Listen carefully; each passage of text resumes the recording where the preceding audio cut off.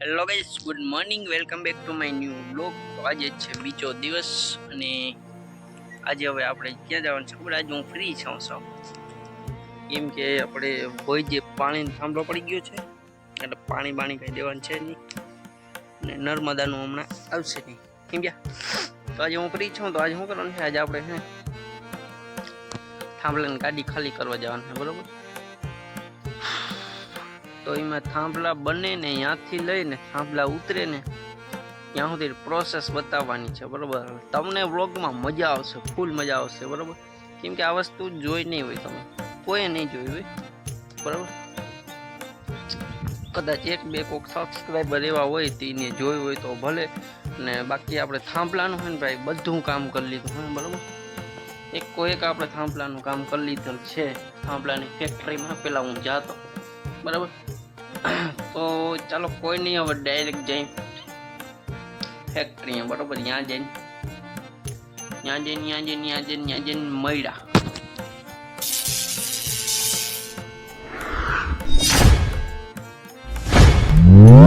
તો હવે આપણે આ ગાડી લઈને પહોંચી એવા છે, બરાબર? ને આ છે ભેડીઓ ને હવે હે ને આમાં માથે એક ઘોડી ચડાવવાની છે થાંભલાની. એ આ બાજુ પડી છે તો એ ઓલું આવે ને એક ભાઈ, એટલે એ ચડાવી લઈ અને પછી થાંભલા પર લઈને હવે ત્યાં હાલો જરાક આગળ જઈ પેલા થાંભલા ફેક્ટરી બતાવી દઉં તમને. આપણે આવી ગયા છે ભેડીએ પણ શું કરવાનું? થાંભલા ભરવાનું અને પાછળ થાંભલાની ફેક્ટરી છે ત્યાંથી. તો હાલો બતાવો. જો થાંભલા આપણો જૂનો ધંધો.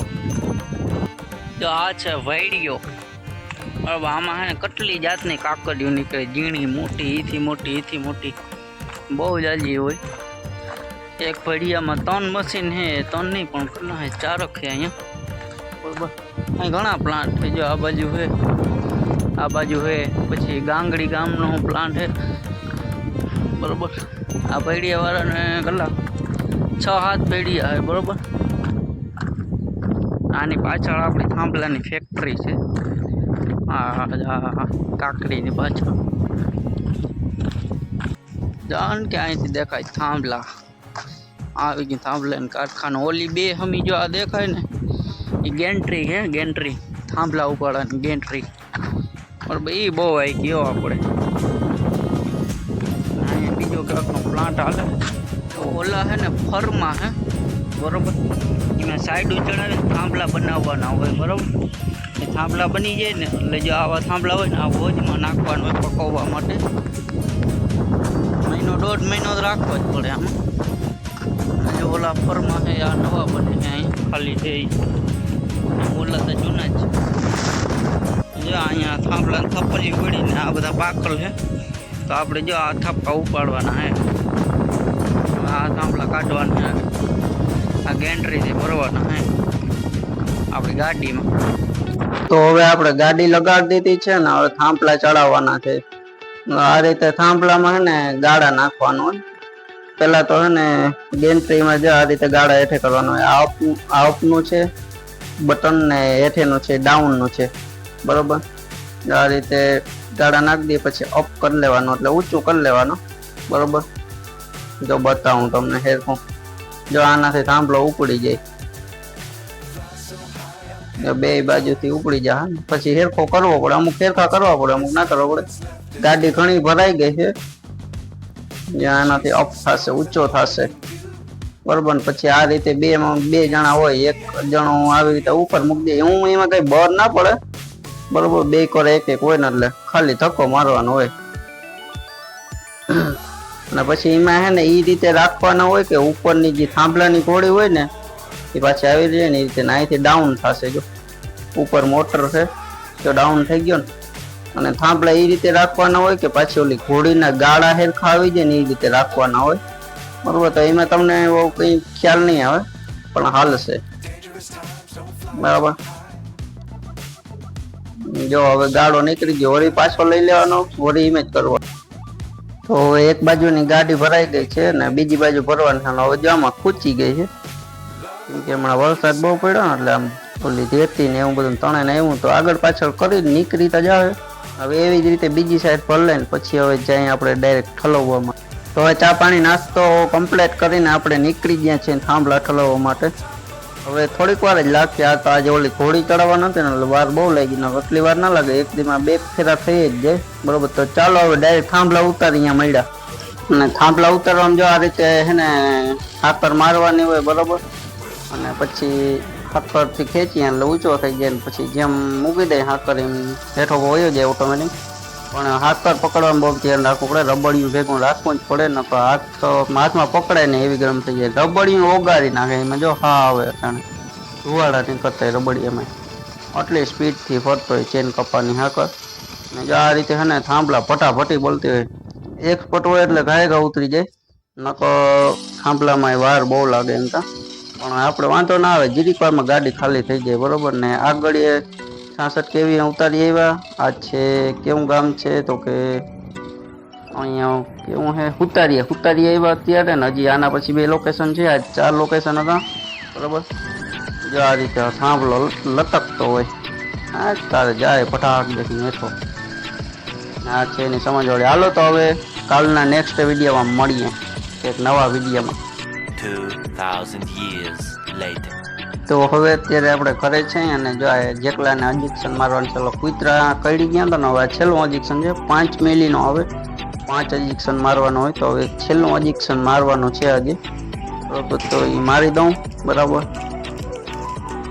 ત્યારે હું જાઉં છું ગામમાં, મારા મમ્મીને એવો છે તાવ, ગોળીઓ તો હું લેવું પણ એ કંઈ અત્યારે ખાતા નથી તો બિસ્કિટ લેવા માટે જાઉં છું. બિસ્કિટ, ચાલો ફટાફટ બિસ્કિટ લેતા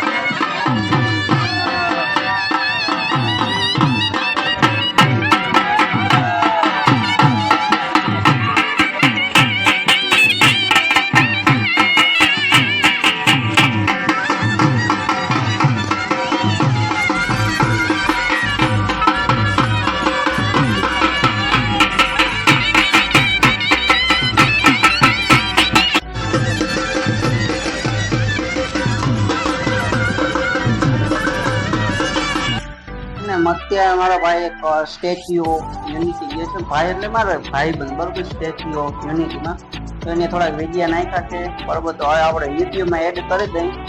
એને મને કીધું આ રીતે આમ છે તો આપણે એડ કરી દઈએ. હું ગયો નથી. બરાબર, મારા ભાઈ બંધે મોકલા આમાં નાખો. તો આ છે statue of unity, Sardar Vallabhbhai પટેલનો સ્ટેચ્યુ છે. અહીંયા એ પહોંચી ગયા છે.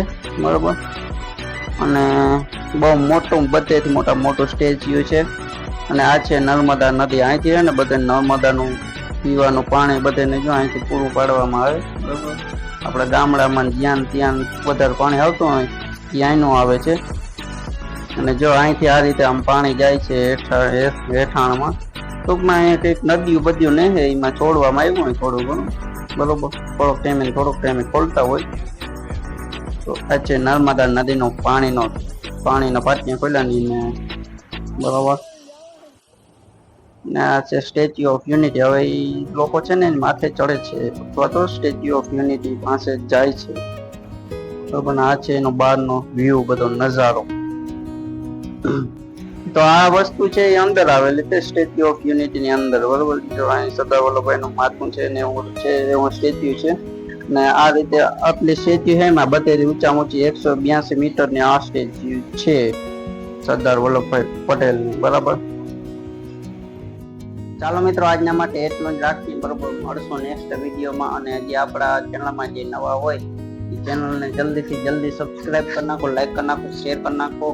જેટલું બને એટલું શેર કરો. બરોબર, હમણાં આપણે એક દિન વ્લોગ નાખી છે, ડેઈલી વ્લોગ નાખી છે. ડેઈલી એટલે એક દિન એટલે વ્યૂ હારા આવે છે, સબસ્ક્રાઇબર હારા થાય છે ને આવો નવો સપોર્ટ બનાવી રાખો. બરોબર, ભૂલ મારી જતી, હું વિડીયો નતો નાખતો. હું તો કેદી નો કહું છું મારી ભૂલ જ છે. બરોબર, પણ હવે આ રીતે એક દિન વિડીયો આવ્યા જ રાખશે, બ્લોગ આવ્યા જ રાખશે, કારણ કે આપણે યુટ્યુબ ને ચહડકો લાગી ગયો છે. બરોબર, તો ચાલો મળશું નેક્સ્ટ વિડીયોમાં. ત્યાં સુધી જય માતા, જય મુરલી, જય શ્રી કૃષ્ણ.